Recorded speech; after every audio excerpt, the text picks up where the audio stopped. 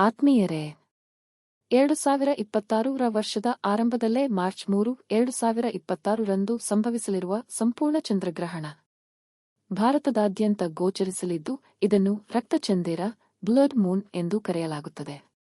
ವಿಶೇಷವೆಂದರೆ ಈ ಬಾರಿ ಗ್ರಹಣವು ಹೋಳಿ ಹಬ್ಬದ ದಿನವೇ ಸಂಭವಿಸುತ್ತಿದೆ. ಪಂಚಾಂಗದ ಪ್ರಕಾರ ಈ ಚಂದ್ರಗ್ರಹಣವು ಫಾಲ್ಗುಣ ಪೂರ್ಣಿಮೆಯಂದು ಸಂಭವಿಸುತ್ತದೆ.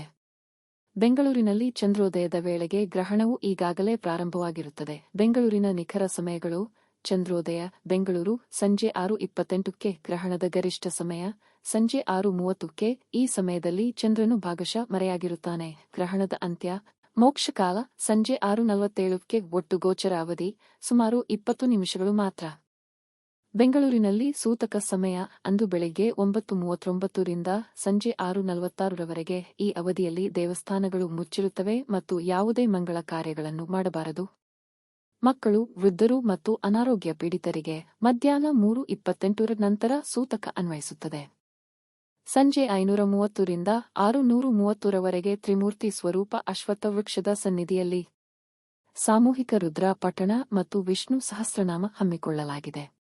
ಭಕ್ತಾದಿಗಳು ಸಕಾಲಕ್ಕೆ ಆಗಮಿಸಿ ಜಪ, ಪಠಣದಲ್ಲಿ ಭಾಗಿಯಾಗಿ ಶಿವ ಕೃಪೆಗೆ ಪಾತ್ರರಾಗಬೇಕಾಗಿ ವಿನಂತಿ.